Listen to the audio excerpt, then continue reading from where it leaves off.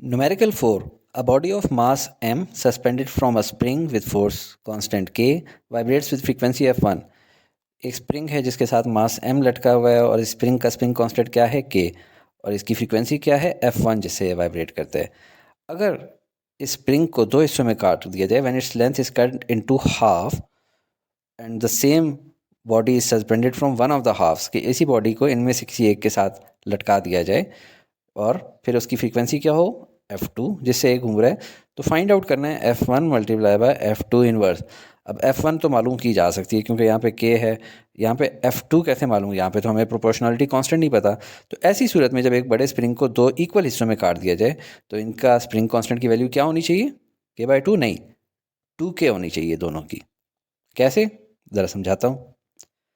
देखें ये एक स्प्रिंग है, इसको अगर हम दो इक्वल हिस्सों में काट दें तो इसका स्प्रिंग कांस्टेंट की वैल्यू जो पहले k थी वो क्या होनी चाहिए, 2k।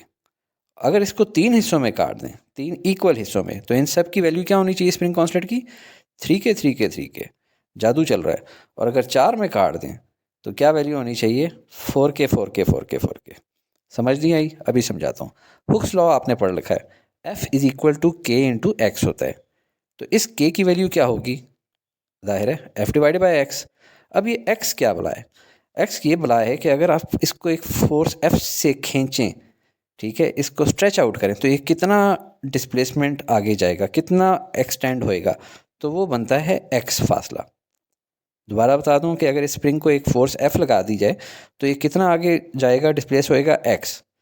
अब देखें इसको हमने हाफ में डिवाइड कर लिया। अब इसका नाम हम लोगों ने 2k तो फाइनल आंसर आएगा, लेकिन कैसे आएगा, फ़र्ज़ कर लेते हैं कि इसके स्प्रिंग कांस्टेंट का नाम है k प्राइम। तो वो k प्राइम क्या होगा, is equal to f divided by क्या, x नहीं। अब देखें ये क्या रह गया, जितना इसने इस केस में एक्सटेंड होना था वो था x, अब ये आधा रह गया। अब ये आधा एक्सटेंड हो सकता है, हाफ एक्सटेंड हो सकता है, तो f डिवाइडेड बाय क्या हो जाएगा, x divided by 2, f divided by x divided by 2। और अब आप देखें ये डिनोमिनेटर है और ये जो 2 है ये डिनोमिनेटर का भी डिनोमिनेटर है। तो उसूल ये है कि डिनोमिनेटर का डिनोमिनेटर ऊपर जाके न्यूमरेटर बन जाता होता है। तो k prime is equal to 2f divided by x। अब देखें तकरीबन सॉल्व हो चुका है। ये देखें f बाय x और ये f बाय x, तो f बाय x की वैल्यू क्या है, k, तो ये बन जाएगा 2 इंटू k। यही आपको समझ आ गया है, ये 2k बन गया।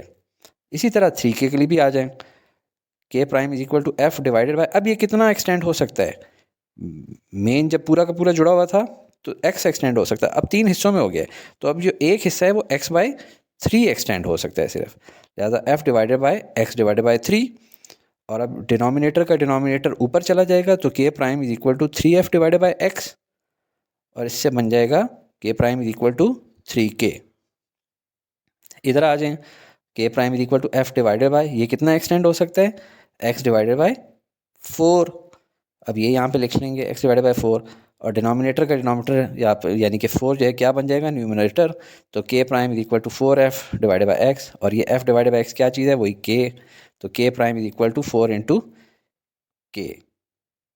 उम्मीद है मज़ा आया होगा। चलें वापस अपने सवाल की तरफ चलते हैं। गिवन हमारे पास क्या है, अ spring with force constant k, mass of body m, frequency of spring f1, frequency of half spring f2, f1 into f2 inverse, ये हमने फाइंड आउट करना है। सोल्यूशन की तरफ चलते हैं। f1 मल्टीप्ल जो है इज इक्वल टू क्या होगा, 1 डिवाइडेड बाई 2 पाई। फ्रीक्वेंसी का फॉर्मूला क्या होता है, frequency is equal to 1 divided by 2 pi under root k over M.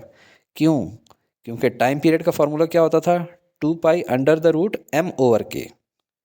Time में लफ्ज़ m आ रहा होता है तो उसमें m ऊपर आना होता है और k नीचे आना होता है, और frequency is equal to 1 over time period है, तो जो 2 पाई ऊपर आ रहा था टाइम पीरियड वाले में वो यहाँ पे नीचे आ जाता है।